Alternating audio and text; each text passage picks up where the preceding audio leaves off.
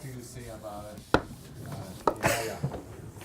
What's the other What's the replacement? What's a good word? Stravagayana. Okay. That's where the Shenjiang Faster used, Okay. and in their school. And we use this term. Okay.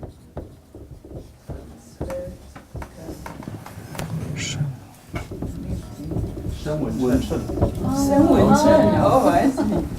声纹称。Yeah. But that's the word that's been used in Indian too? Or is it? No, it definitely is used for, Sanskrit. no, it's a Sanskrit or even in Pali, it's a Savaka. Savakayana.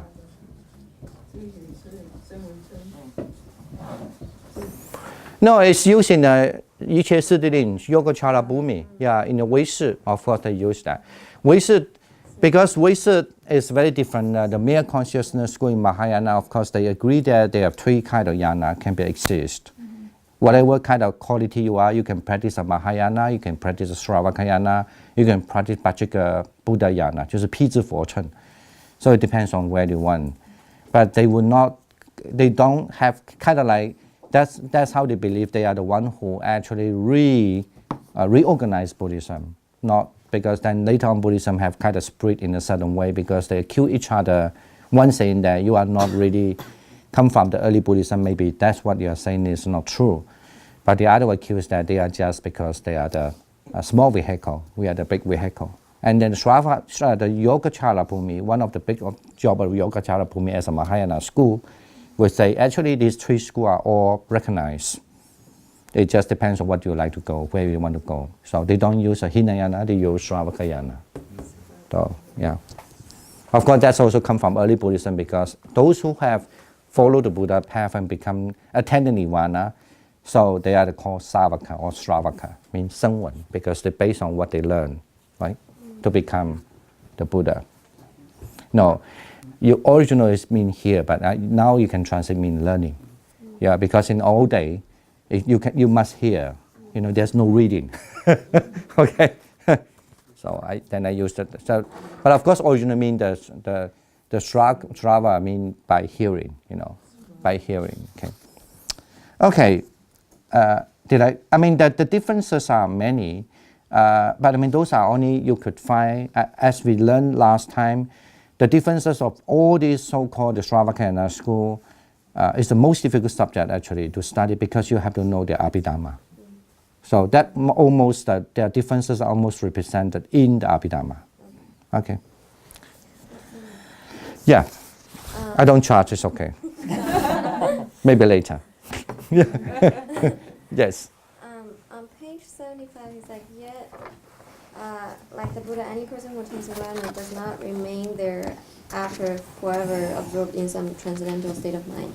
Like, does that mean that, like, when they achieve nirvana, there's some transcendental state of mind that, like, they get into, and after they come out of it, they're different? Kind of like what you were talking about, like, if you've gained jhana, you come out of jhana, but you're different now. Like, yeah, you could put it in that way. Maybe explain it this way first. Of course, nirvana and jhana is different, okay? But then you could find there's a lot of maybe similar experience over there. For example, it's, when somebody in jhana, because in other words, when somebody able to enter the jhana, at the moment in the jhana, they're able to suppress, you could say, suppress the defilements. So like I say, in jhana, people, even when you're in the jhana state, you're trying to think, oh, I want to think about something make me angry, So, and then the thought would not arise. That's a jhana, because in jhana is the other thought, which is the bad thought, some kind of like an anger thought and other thing, would not able to arise. So that's why when the people emerge from the jhana, at least they carry that effect, right? The result, they carry that result. If you believe in karma, that's a karma, right? That you do that and then you come out, then you have that result. So at least the right moment, at least that few seconds, or just say in a very humble way, say few seconds. At least a few seconds when you come out from the meditation, people start to score you. You still will not affect by that. You just know they're scoring, but you will not get respond in the way like you're thinking, the ego or whatever, then you don't, why you want to score me, and so forth. Anyway, you don't. But nirvana, of course, is very similar to that. But we need to say, but they are different too, because nirvana is not a state, because you are enter like a jhana, you suppress something. But nirvana is because you see something, you realize something, and it's a wisdom. Okay, it's kind of like, when one of easier to say is like, let's say somebody use a knife suddenly cut accidentally or intentionally or accidentally cut your hand a little bit. That let's say cut a hand, you bleed, right? Say that accidentally you bleed, and then if you if you have ignorance, you start to scream. You're going to die because the blood's coming out, right? But if you are somebody who already know the fact, no, this is just a little cut. It doesn't matter. If you take it a few days, it will recover, right? It doesn't affect him. So the cut comes, even the pain, the blood oozing, and then also anything, there's a sensation, but he doesn't fear the person. He will just think, oh, I've been cut. So he just apply something, and that's it. Because that's a kind of wisdom. So from the moment that he was cut, even the result that he been cut, he doesn't have arise any defilement, because by understanding. But a kid, if he doesn't know, he was scared. He doesn't know what's happening. That's ignorance, right? But if you say that about the jhana, you could say it that way. The jhana almost like when the person was really happy, and they're praying, whatever, doing the most happy thing, and then he was cut. He doesn't fight, that much, not disturb. But that doesn't mean he understands the how to say, the result of the cut. He just doesn't care because he was so happy. That's called a jhana. Okay. All right. Any other questions? Any paragraph there? No? Do you think you have a better understanding of nirvana now? I'm sure yes, why not? At least about the definition. So, Okay, you should want to know more about nirvana. What? so we don't know where they go, and can they become a Buddha later, eventually? Oh, you can't. If you are Nibbana, you cannot become Buddha. No, right? Unless you're already a Buddha. What's your question? Once you experience nirvana, her question, if I understand, No, is that Are you a Buddha? No, can you can that really? lead to Buddhahood? No, you can't. I still don't understand the question. Well, the question No, is way down. Arahant after, That's said that already in early, because you didn't read the book in earlier time. There were 10 questions, right? The Buddha don't answer. And of course, we agree that later Mahayana to try to answer indirectly, not directly. He would not say, now I'm not going to answer the 10 questions. But they all going to put all the answers. It sounds like they're going to respond to these 10 questions. But otherwise, in the early Buddhism, now since we have learned from the beginning, the foundation of Buddhism first, you must at least remember, in the early Buddhism, the Buddha always, when that question been imposed, he always used a kind of way, that's what we call undetermined, avyakata. In other words, he doesn't want to answer that question. And of course, there's lots of conjectures, a lot of discussion, or lots of way of understanding why the Buddha didn't want to answer. And there are many ways to understand. The Buddha didn't want to answer because whenever he answered, when he wanted to give the answer, the people think other way. And then when you tell them that not like that, they will think another way. So it will endlessly. They're trying to think, kind of like you tell the kid something that there's no way to answer. There's no kind of, you can never have a fully explanation. And the other thing you could say, because they come from different religions background at the end and from the beginning, and then even though you tell them, for example, I think we in the early record they also say that even in the book say that they would accuse the Buddha, actually accuse the Buddha was saying something that teaching something that people would not go reborn again. No born again, right? Because in Indian culture, the reincarnation had to be reborn again and again. And then now, then Buddha teaching something that you will be cut off the reincarnation, the reborn. So then accuse him that he was teaching the reborn again. Then the Buddha also didn't say yes and no, because depends on what you mean by not reborn again, you know. But of course, if you say not reborn again because due to the craving and this, and then the Buddha agreed. But then the Buddha is not going to say, yes, I teach something is not reborn again, in a way that the Indian understand mean you are completely dying. Kind of like materialistic, because in materialistic in India philosophy, even there as a religion, even actually now a lot of Buddhists in the West especially, they don't necessarily believe in the reincarnation. They only believe the Buddhism philosophy is very good for them, they love it, whatever, blah, blah, blah. But then they don't believe there's next life, you know. So, and then if the Buddha says, yes, I'm teaching about there's no reborn again, that means you are equal to them, and that's what they understand. That means you say not reborn again mean like the materialistic Buddhist or materialistic people who are materialistic religious people. They're materialistic because they think when the physical body dies, everything is gone. But that's not what the Buddha trying to say about nirvana too, right? Okay. I remember reading something, I don't remember which school, it said it's not defined as existent or non-existent.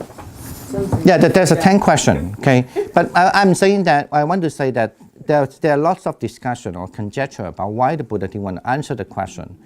One is say that, yes, and if the Buddha say, yes, I did teach something that ultimately people would not reborn again, but for them not reborn again mean the materialistic people, right? But that's not what the Buddha said too. You get that now? So because there was several passage, if you look at all this material, which we are not going to learn here, so that's usually is a master course. If you do the master in the university, then you will learn different kind of ideas, and you need to write a paper and say what do you think, how, why. You need to prove that. Even sometimes the Buddha didn't mention anything.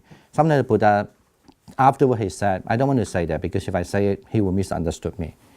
So that means, if the Buddha did say so, that means Buddha somehow thinks it's possible to say it, right? Or it's not possible to say it. But anyway, in Mahayana later on, it does say that to Mahayana way of understanding, it's not possible to say it. But then another school will say, yes, it's possible to say it. Like Huayan is a school. It would believe that the so-called nirvana state, it's been possible to talk about. This is Huayan, 就是华严法界嘛. So, but then the other school like Madhyamika, but influenced by the Madhyamika school, like I just say the Apoha, 无可说无可说不可说不可说不可思议. Those are actually saying that you cannot describe it, the word, you know. But that's their stand, you know. That's their approach of how to understand, how to describe the nirvana.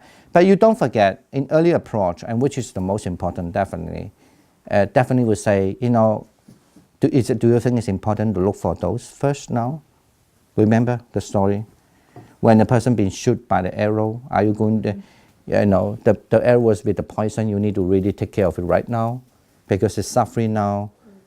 And then, do you want to look for who shoot me? I'm the king. But you see that, you know, according in the old tradition, if someone who shoot you is a warrior, say that the most famous general, you know, most famous warrior, he shoot you, you will be proud.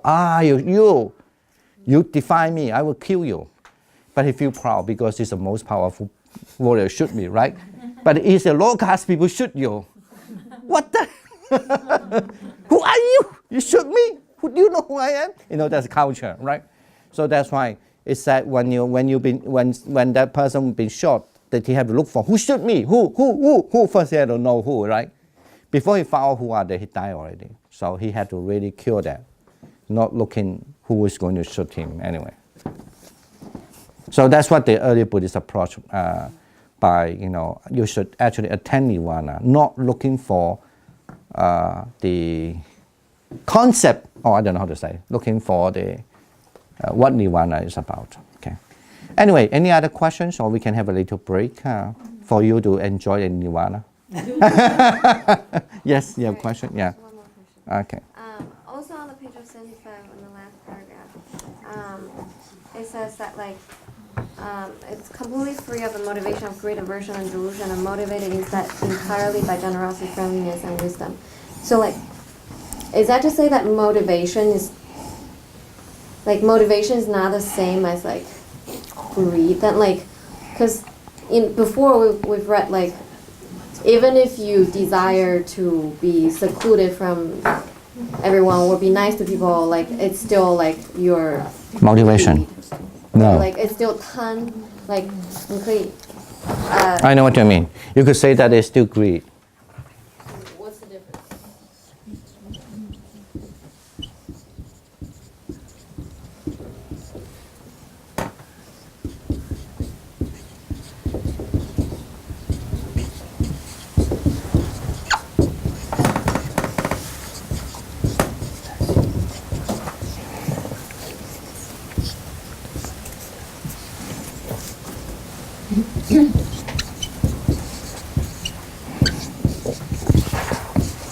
You have to understand, if you translate the word greed, and even in Chinese, I mean, depending on the translator, the greed have almost 4 terms, maybe more than that, so far I remember. Tangha is the term that he was referring to. When somebody who kind of kind of the everything, kind of like the root of the greed is called tangha, right? Without this root, kind of like without that as this root as a base, then the other greed will not come out. Okay, what are these other greed? Karma is also sometimes translated as yutan or also greed, desire. Somebody will translate. So the desire refer to normally desire with something that you feel pleasure. You desire for something that makes you feel pleasure, right? And this is also actually is very important. One of the most significant of this karma is the sexuality, of course. There's a reason why we were born in the earth, because the karma, this definitely has to be still there. Without this complete cut off, then you don't born in the earth. Okay, you were born in a certain places. Oh, they are right here already. And then what are the? Anyway, the other one which I'm talking, the one that you're talking about, chanda. You could understand that as a motivation. Okay, maybe this might depend how you translate. Sometimes you can translate that also desire too. So that I desire for attain nirvana, okay? I desire to practice Buddhism, okay? So, but that desire is referred to the chanda, but according to the later explanation, like Abhidhamma way explanation, chanda it's a kind have had nothing to do with the tangha and karma, okay? Chanda as a desire is just only pure desire, mean kind of like, you could understand it as a motivation, but not the motivation of the desire, of the motivation of this. How about volition? Huh? Is that volition? No, volition is Cetana. No, volition is Cetana. Is it chanda? It's in a desire for the good. Well, Good. sometimes this is how we define later on. Then the chanda always, like you say, is always desire for the good. Yeah. But you have to understand, actually in Buddhism, for the good, it's also a kind of desire. For the good also can be a kind of tangha too. Okay. Oh, so chanda can be, it's also... No. No? Chanda, or maybe you translate chanda as this is intention. This is the motivation. Maybe I motivate to learn Buddhism, with my intention. Okay, get it? Understand?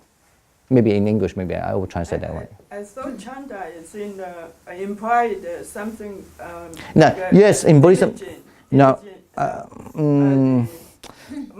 It can be. Then I just want to say, now we do the contrast. When you say tangha, when you say karma, when you say chanda, chanda of course always refer to the good, but tangha also can also refer to the good too. But but still carry with the greed. But this is, it just motivate, you'll be motivated. No, joy is manasikara, it's a different term. I'm having examination anyway. So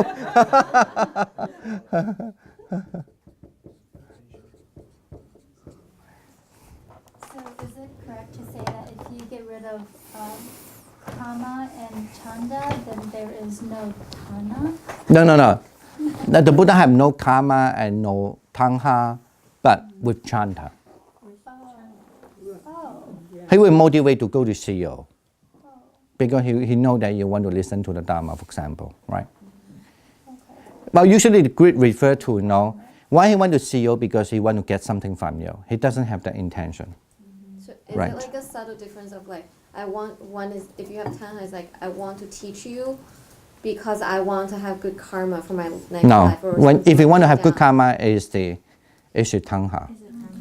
Right. So that's like that's the greed versus I want to teach you purely because I want to teach you. I want to teach you because I know give you good because that's come from automatically if you are pure your mind. Right. You don't ask for anything. You just know teaching itself is good for people. That's it, And so there's like that subtle. Yeah. Like you might not even realize that you have tanha. No, of course, you definitely have to realize that according to Buddhist understanding. Otherwise, you're ignorance. You don't realize your ignorance. So for lay people, It doesn't mean lay. It's just the saint and not saint. For the saint and for the normal people and for the saint, the difference is that maybe they still teach, but one with what can have the tanha sometimes, not all the time. But for the ultimate saint like a Buddha and Arahant, they teach, they speak whatever, they will never have tanha. So that's when chanta is used. No. According to the Abhidhamma, chanda is always there. Without the chanda, then you have no motivation even to move, right? According to Abhidhamma. In early Buddhism, in Sutra, of course, we don't have that system to say that. Whether chanda are always there, but definitely for those saints, they definitely have chanda. Okay, chanda is nothing to do with bad and good. Okay. Yeah. Why? It's so complicated. so like, is a normal person motivated by chanda or motivated by tanha, or both? It could be both, but say that, okay, maybe best to say this example. Let's say somehow one day you read a book and you realize reading book is so good. You thought, I need to encourage people to read book because it's good for them, right? And then you start to approach a friend without no any other reason. You just approach a friend, just tell them that, I read a book and I realized that reading book is good. That is chanda. It could be, right? But maybe when you're thinking about that, say when you realize that reading book is good, you start, okay, tomorrow I will go to see a friend, let him know that reading book is good. This is chanda because he doesn't have tanha, he doesn't have ignorance, he doesn't have anger, he doesn't have pride, like arrogant, right? He doesn't have anything. He just thinking reading book is good. So, but then when he wake up, he thought, yeah, nice. If I tell him, he will respect me more. Then tanha comes, right? Okay. so chanda does not lead to karma, right? It doesn't create karma, which Tanha. leads to chanda. Chanda, no. Yeah. Okay. So that's a kiriya. That has something to do with kiriya. No, no, chanda is one of the mental factors. No, this is not, this mental factor you don't have to talk whether it's akriya mental factors or what. It's like a manasikara. Like when you say I have attention to something, attention itself do not have whether it's akriya or what, but it's only the result of attention it can become that, right? Yeah. Anyway, generally, that's why the Buddha believed that you could, maybe now you can put it in the term like, yes, they have chanda, but they don't have tanha, they don't have karma, okay? He will not think, okay, I'm going to teach that then so that people will respect him because of what, then those tanha will not arise. Yeah. I think that Wu Wei Bu Shi is kind of chanda because I ask for nothing. There's no return. Yeah, you can say that. Yeah, Yeah. that's right. Wu Wei Bu Shi. If I have no Wu Wei Bu ego Shi, it's involved. not. Yeah, no ego involved. For example, like I thought, okay, I have a food, you should share the food. That's right. But I don't have any expectation. I don't, I just thought It's just naturally, pure naturally, because when you are, it's believed that when you are attaining Nirvana, or they say that even you're good, when your mind is good, so then you just wanted to share. You don't want to hold it like, okay, in other words, you have a compassion. So you just want to share it for the people. So is it like tanha is selfish and chanda is selfless? Well, generally understand tanha as a root of everything. Like the tanha as a root, like a general, like you can craving for many things, right? Because the tanha, the root is there, so that your mind quality can be influenced by that root, by that kind of by that kind of factor, so by that kind of what I call, I don't know. My mind is blurred now. My ignorance comes now anyway. Anyway, you kind of like it's kind of like if your water always have those dirt inside, then when the water is not, if you shake the water and the dirt will just stir up. That's what the tanha is. Okay. But the meditation, when you say concentration, is to when you have concentration, because you are not stirring the water is still, so those things will just not arise. But the wisdom part is actually you have to take off all these kind of things, so that they will never affect you. Or you could, other school don't say take it off. In Nepali we say kind of like you take it off. But other school like the Sarvastivada school, they don't believe that you can take it off. When they are there, you just switch it off permanently. That's why they use a different system to explain why they are not functioning. They believe that what you have done in the past is there always, but the only thing that you are able to switch it off and it become no more functioning at all. But in Pali, the Pali school do not explain that way. Okay. Because of that reason, they believe that you can switch it off. That's why the Mahayana came up to say, this is not a good explanation. Because somehow you said that something is switched off, it's never really carried the early Buddhist, the Buddha's real meaning. That's why the Mahayana also have a revolution idea. Okay.